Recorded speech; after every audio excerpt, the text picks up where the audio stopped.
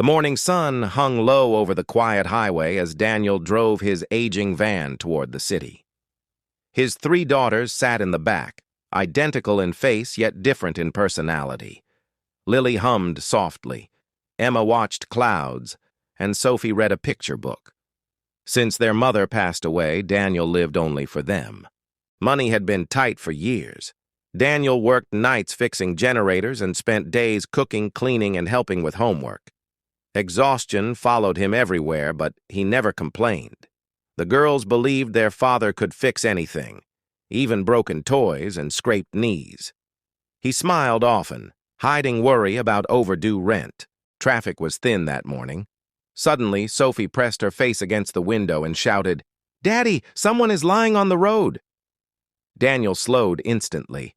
Ahead, near the shoulder, a woman lay motionless beside scattered papers and a fallen handbag.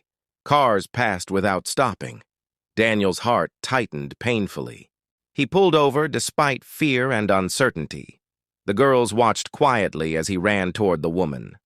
She looked pale, breathing shallowly, her hand cold against the asphalt. Daniel remembered first aid lessons from years ago. Carefully, he checked her pulse. It was weak, but still present.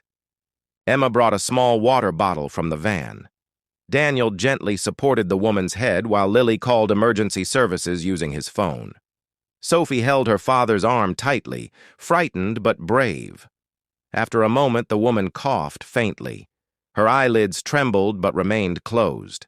Minutes stretched endlessly. Daniel removed his jacket and covered her to protect from the morning chill. "Stay with us," he whispered, though he had never met her. The girls knelt nearby, forming a protective circle. Passing drivers slowed now, some recording, but none stepped forward to help. The ambulance siren finally pierced the air. Paramedics rushed over and began treatment. One asked Daniel if he was family. He shook his head. "No, we just couldn't leave her."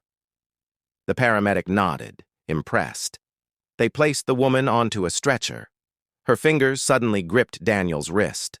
Her eyes opened briefly. She looked directly at him and whispered weakly, "You stopped. Thank you." Then she lost consciousness again. The paramedics insisted Daniel come along to answer questions. He hesitated, but the girls urged him. Soon, the 4 of them rode toward the hospital together. Hours passed in a waiting room filled with antiseptic smells. The girls shared snacks from their backpacks while Daniel paced nervously. He didn't know why he cared so much, yet he did. Perhaps he remembered how strangers helped him after his wife died. Kindness had once saved him. A doctor eventually approached them. The woman survived severe dehydration and exhaustion. She had collapsed after walking a long distance. "If you hadn't stopped, she wouldn't have made it," the doctor said sincerely. Daniel felt relief wash over him. The girls clapped softly. Late afternoon, a nurse invited them into a recovery room. The woman lay resting but awake now. She studied Daniel and the girls with surprising warmth. "I owe you my life," she said gently. Her name was Margaret Hale. Her voice carried strength despite weakness. Margaret listened as Daniel explained they were simply passing by. The triplets introduced themselves proudly. She smiled, tears forming. "I have no children," she admitted quietly. "And today I thought my life was ending alone." Sophie squeezed her hand, comforting her instinctively. Over the next week, Daniel visited once to ensure she was well. Margaret insisted they come again, sending transportation for them. When they arrived, she looked healthier and energetic. She spoke kindly with the girls, asking about school and their dreams. They adored her instantly. Eventually, Margaret revealed her story. She owned a large engineering company but had left home after a bitter dispute with business partners and relatives. She had walked miles in despair, collapsing from exhaustion. Daniel realized the gentlewoman before him was incredibly wealthy. Daniel felt uncomfortable accepting gratitude beyond simple thanks, but Margaret persisted.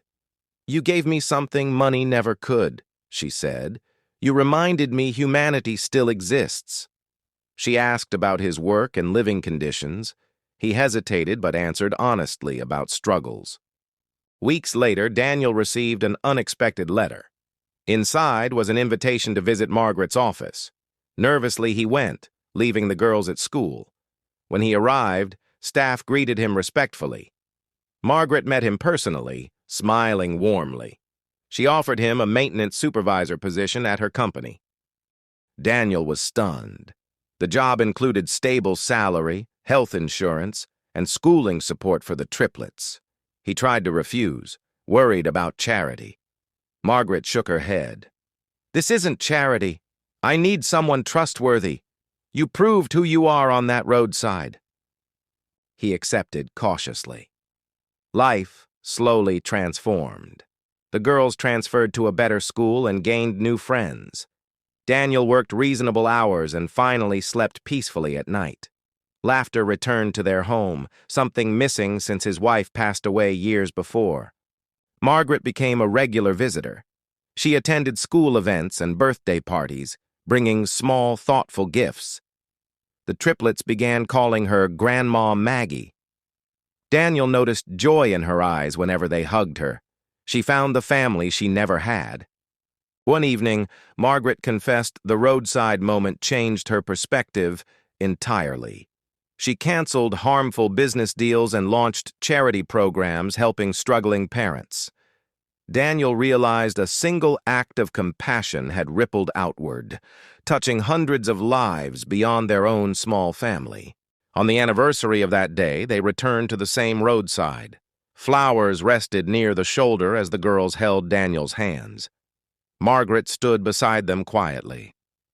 "Kindness is never wasted," she said softly. Daniel looked at his daughters and nodded. He understood now that stopping had cost him nothing but minutes, yet it gave them security, hope, and a new family bond. Sometimes destiny doesn't arrive loudly. Sometimes it waits quietly on a lonely road, needing only one tired father brave enough to care.